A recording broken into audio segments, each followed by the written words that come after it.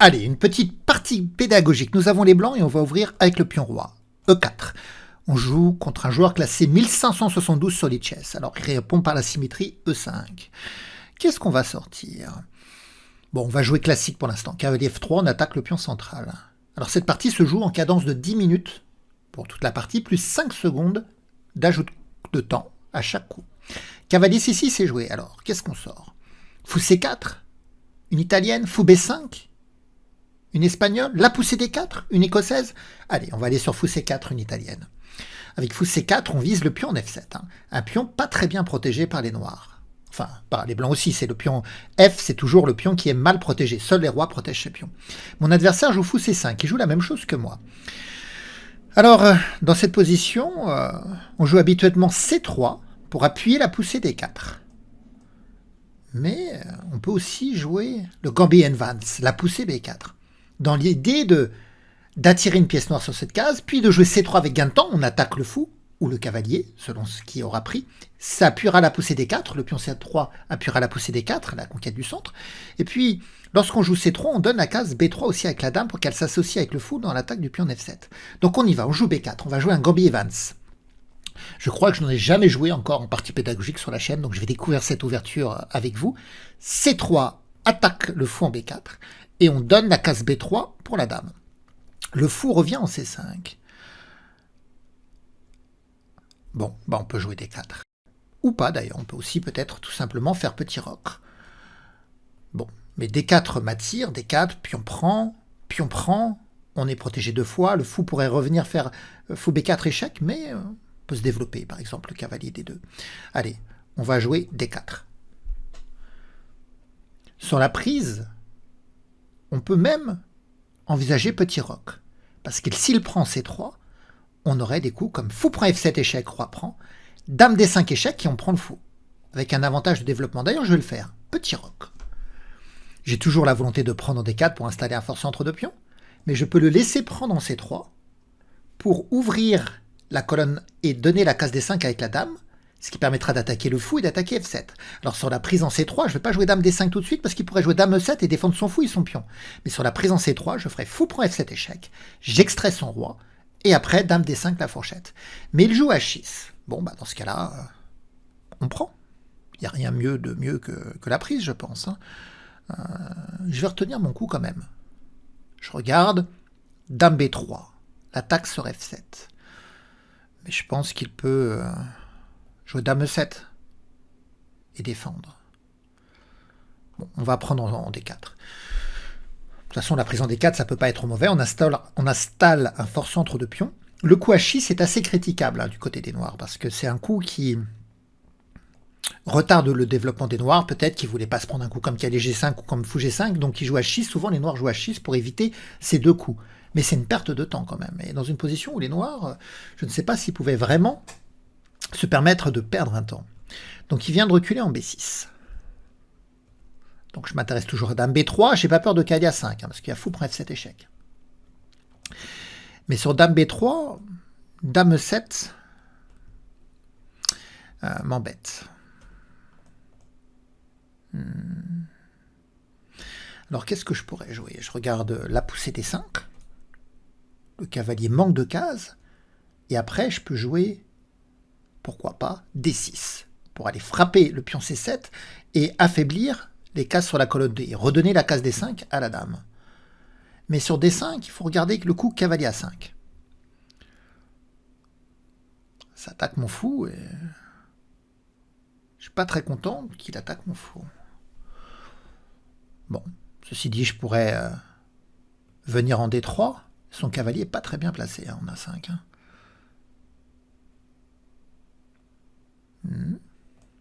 Qu'est-ce que j'ai d'autre? On va prendre le temps. On a 7 minutes contre 9,49, donc l'adversaire a quand même beaucoup plus de temps, mais là c'est une position critique. Il faut trouver les coups qui font mal. Je ne peux pas le laisser terminer son développement avec des 6, cavalier F6, petit roc, alors que là, il y a quelque chose à faire. J'ai le four centre, 2 pièces développées, le roi qui a déjà roqué, il faut trouver les coups qui font mal. Si je sacrifie immédiatement fou prend, roi prend, comment je peux continuer l'attaque? Dame B3 échec, le roi s'en va, et je trouve que je manque de pièces pour continuer l'attaque. Quoique, s'il n'avait pas le cavalier en C6, je pourrais jouer cavalier E5 aussi pour attaquer. Donc, ah oui, mais si je joue D5 pour chasser le cavalier C6, j'aurais pu fou prend F7.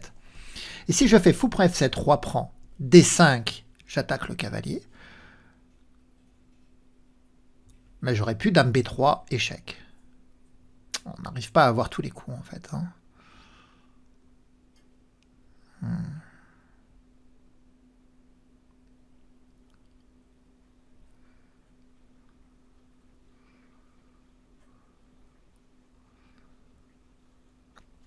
On peut regarder aussi un coup comme fou à 3. Mettre aussi ce fou sur sa diagonale. Ça prive d'ailleurs la dame de la case 7. Hein. Ça contrôlera la case F8 pour gêner un éventuel petit roc du roi noir. Fou à 3, et je lui pourrais peut-être jouer D6, mais ça donnera une possibilité de casser le centre par la poussée en E5. On peut aussi s'intéresser à fou B2. Comme ça, lorsqu'on joue D5, on ouvre la diagonale sur G7. Vous voyez, il y a beaucoup de coups candidats. Hein. Beaucoup de coups candidats. Je pense que je vais aller sur fou B7. Fou B2, pardon. Pour préparer cette poussée D5. Peut-être que l'adversaire va avoir envie de bloquer cette diagonale en jouant cavalier F6, tout simplement. Et préparer le petit roc. Et là, on pourra s'intéresser à la poussée E5, qui chasse le cavalier, et peut-être après la poussée D5 d'ailleurs.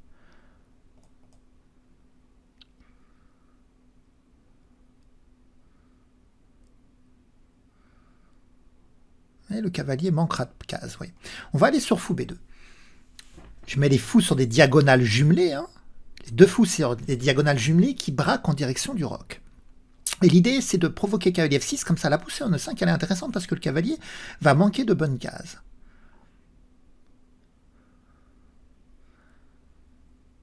Donc il joue D6. Et là, si je joue D5, j'attaque son cavalier et son pion G7. Sur D5, s'il met le cavalier en E5, il pourrait être doublement pris. Sur D5, s'il fait cavalier A5 et qu'il attaque mon fou, bon, de toute façon, je pourrais faire un fou B5 échec ou m'emparer du pion en G7. Allez, on y va. D5. On ouvre la diagonale à ce fou G7. Donc il vient en E5, et là, il va perdre du matériel. Je peux prendre en E5. Bon, bah, on peut regarder comment prendre. J'ai bien envie de reprendre du cavalier, toujours pour avoir la diagonale du fou après. Donc, on prend E5 du cavalier. Bon, finalement, je vais récupérer le pion que j'ai investi au début, hein, dans ce Gambit Evans, mais avec intérêt. J'ai un meilleur centre, une paire de fous braqués sur son roi, il a son roi qui est toujours au centre, qui traîne toujours au centre. On peut avoir des questions par rapport à son abri. Moi, mon roi blanc, il a un abri sûr, mais le sien, c'est pas encore le cas.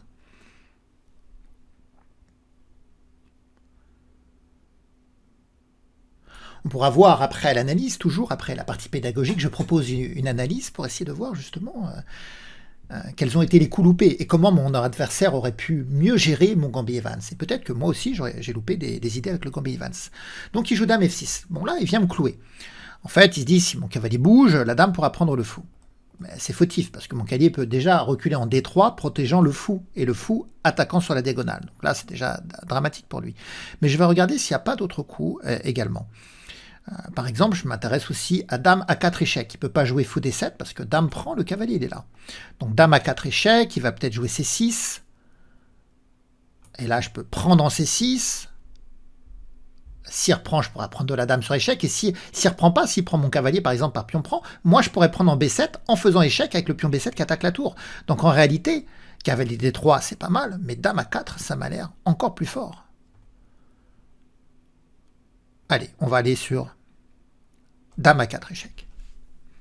Donc là, il est KO dans l'ouverture avec ce Gambit Evans.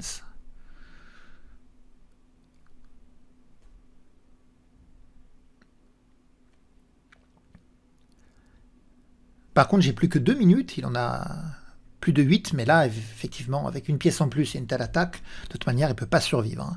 Donc il joue roi E7.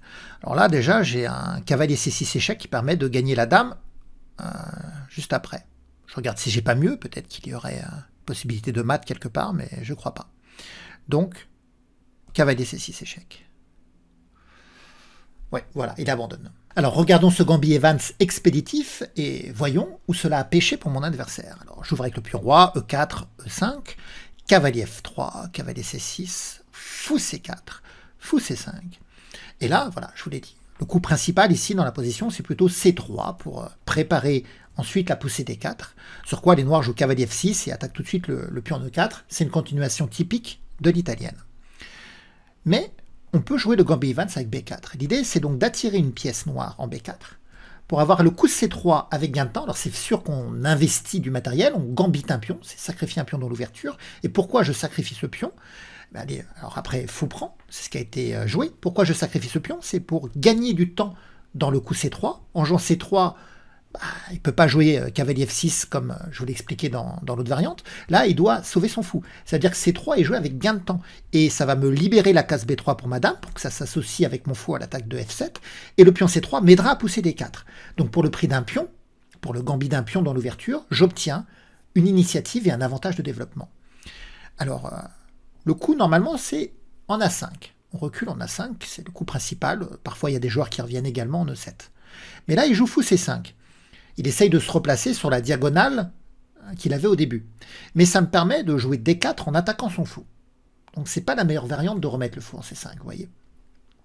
Il prend, et là c'est vrai que j'aurais pu reprendre du pion, avoir mon fort centre de pion. Alors ce qui me gênait un peu, c'est qu'il pouvait me refaire fou B4 échec. Mais bon, comme je vous l'ai dit, je pouvais mettre mon cavalier en D2.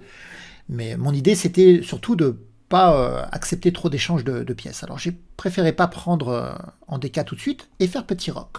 Je mets mon roi à l'abri, la tour pourra s'impliquer au combat, et mon idée c'est que je menace toujours la prise en D4 et je n'ai pas peur qu'il prenne en C3 parce que j'aurai ce coup fou prend F7 échec. Pas dame D5. Dame D5 permet de menacer le mat et l'attaque du fou, mais l'adversaire peut jouer dame E7 et essayer de tout parer. Donc l'idée c'est plutôt de faire fou prend F7 échec, sacrifice d'attraction, et ensuite de faire la fourchette qui récupère la pièce. Alors, j'aurai un ou deux pions de moins, mais le pion C3 est très faible, le roi est déroqué, il n'aura pas d'abri sûr, j'aurai toujours une initiative, un avantage central et de développement. Donc c'est compliqué pour les noirs de se défendre. Donc dans la position, ici je fais petit roc, et je n'ai pas peur qu'il prenne en C3, et moi-même je m'apprête à prendre en D4. Et c'est là qu'il fait son erreur. Il joue H6. Il aurait mieux fait de jouer D6. Accepter que je prenne en D4. Il recule le fou en B6. Mais au moins, il a joué D6. Ça contrôle un peu E5. Ça libère le fou. Alors là, il y a beaucoup de coups possibles pour les blancs. Le meilleur étant... Enfin, je ne sais pas si c'est le meilleur, mais un des coups les plus joués, c'est H3. Pourquoi H3? Ça muselle un peu le fou C8. On empêche le développement du fou C8. Et puis, les noirs ont cette pression sur le pion en D4. Et donc, il est intéressant de jouer H3 pour éviter que le fou vienne en G4. Parce que si le fou vient en G4, il va presser le cavalier, le clouer, et donc il va mettre une pression sur le cavalier et la dame, qui sont deux pièces impliquées dans la défense du pion D4. Donc, H3 est pas mal dans cette position. On a toujours le centre, on a toujours le développement, le roi à l'abri, et on gêne le développement du fou C8. Mais il y a d'autres coups possibles. Donc, dans la position, après mon petit roc, je vous l'ai dit, D6, c'est la continuation normale pour les noirs. Mais là, l'adversaire, il joue H6. Et là, c'est critiquable. À partir de là, il est pratiquement condamné. Parce que je prends D4, donc fou B6, et c'est vrai que ce centre, ce développement, le roi à l'abri, et le fait que c'est à moi de jouer l'initiative, ça fait trop pour les noirs. Ils ne vont pas pouvoir résister. C'est un moment critique. J'ai hésité beaucoup avec dame B3, fou B2, la poussée D5, j'ai regardé beaucoup de choses. À l'analyse, il semble que dame B3 soit assez fort. J'avais pas peur de cavalier A5 en raison de fou prend F7 échec, mais ce qui me gênait, c'est le coup dame E7 qui protège F7. En réalité, on pouvait continuer par fou A3, et sur D6, pousser E5 avec l'attaque de D6, la menace d'ouvrir la colonne pour attaquer la dame et le roi, et ça, c'était une très forte suite. Certainement la plus forte suite. Moi, j'ai joué la deuxième plus forte suite, qui est d'ailleurs une suite souvent jouée, j'ai pu regarder qu'il y a beaucoup de joueurs qui continuent comme ça, c'est de jouer fou B2. Et c'est assez fort, mon adversaire va pas avoir la menace, il va avoir du mal à contrer, parce que là, il y a la poussée D5 qui arrive, j'ai toujours dame B3 qui peut être jouée, et mon adversaire joue D6. Donc du coup, la poussée D5, on attaque G7, on attaque le cavalier. Il joue cavalier 5, il n'y a rien de mieux à faire. Cavalier prend, et là, il doit reprendre du pion. Normalement, il doit reprendre du pion, sur quoi je reprends. Et dans cette position, je n'ai fait que récupérer le pion que j'avais gambité, mais avec intérêt. Le centre, la paire de fous, l'avantage de développement, le roi noir faible, les noirs doivent encore gérer la pression sur G7. Bon, la partie continue, mais avec un très net avantage pour les blancs.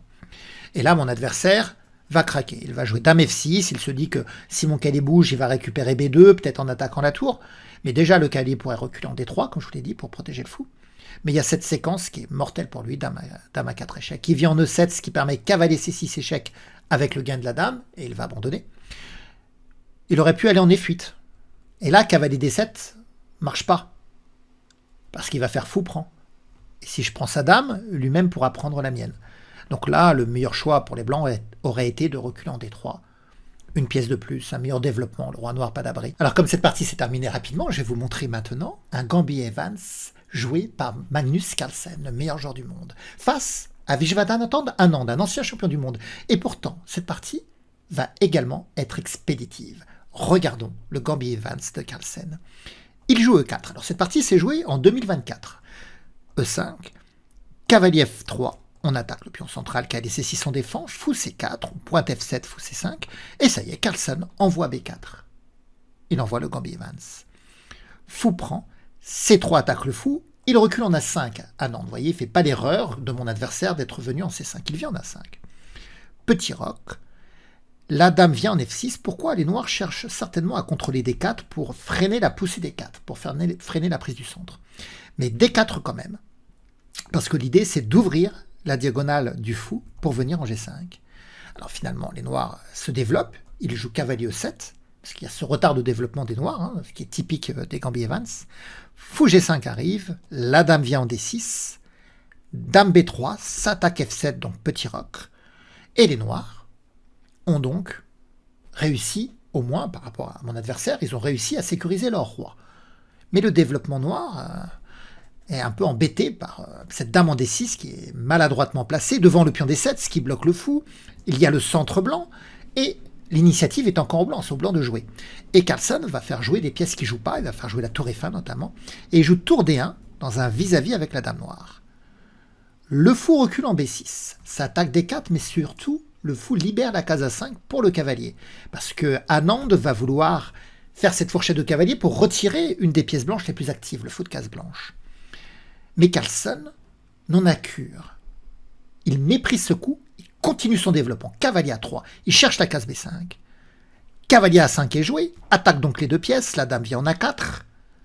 Et là, les noirs, Anand, il ne veut pas prendre le fou parce qu'il se dit, tiens, le cavalier va reprendre, ça va l'activer, ça va attaquer la dame, ça va attaquer 3 fois le pion en E5. En plus, la dame, il faut faire attention où elle va. Donc, dans la position, il joue cavalier C6. Prise en E5, la tour et le pion attaquent, la dame vient en C5, la tour vient en D5 attaquer la dame. Alors les noirs, ils ne sont pas venus en C5 pour rien, ils sont venus s'associer au fou pour prendre en F2.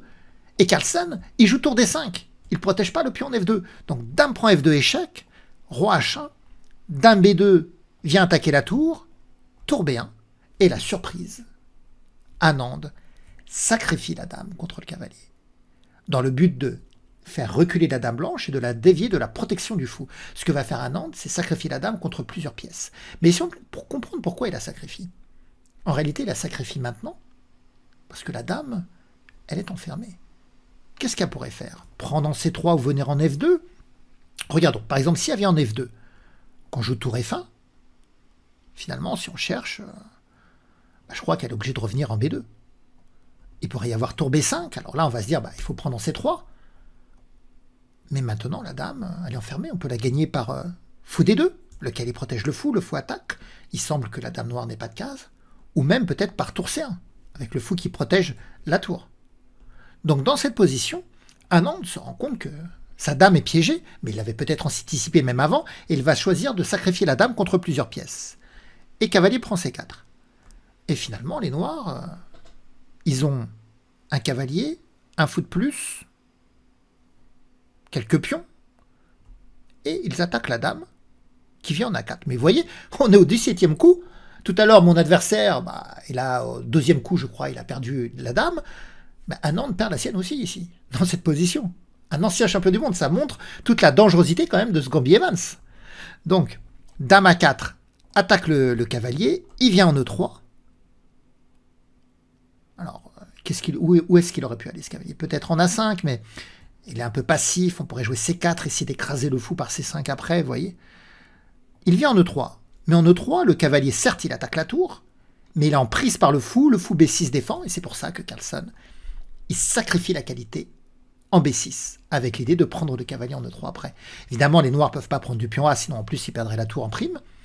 Mais si les noirs prennent du pion C, on prend le cavalier. Alors les noirs ils se disent, puisque leur cavalier est perdu, ils prennent la tour en D5, avec l'idée que si les blancs prennent, ils prendront après, j'ai raté ma flèche, après la tour blanche. Et Carlsen se dit, puisque ma tour blanche est perdue, il prend en C6.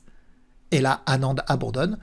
Qu'est-ce qu'il aurait pu faire? Il aurait pu reprendre la tour, on aurait pu prendre le cavalier. Et cette fois-ci, c'est vrai qu'Anand, il a 2 tours, mais en compensation, Carlsen a une dame et un cavalier, ça fait trop. Puis en plus, là, les noirs peuvent même pas reprendre en D5, parce que prise en D5, il y a fou E7 qui attaque la tour, qui ne peut même pas aller en E8, parce qu'il y a la dame, en D8, il y a encore le fou qui contrôle. C'est une catastrophe. Comme quoi, ok, mon adversaire sur Lichess à 1500 et quelques, certainement, il ne connaissait pas le Camby Evans et il n'a pas su gérer. Mais vous vous rendez compte, un joueur de la trempe de Vishwanathan Anand, ah ben, alors c'était en partie rapide, mais mon adversaire aussi était en partie rapide. Vous vous rendez compte de ce qui s'est passé? Bon, eh bien j'espère que ça vous aura éveillé sur la dangerosité du Camby Evans, que ces 2 parties, vous les aurez trouvées amusantes, distrayantes, voire instructives. Vous pouvez me laisser des pouces, des commentaires, bref, aider la chaîne. Merci à tous. Au revoir.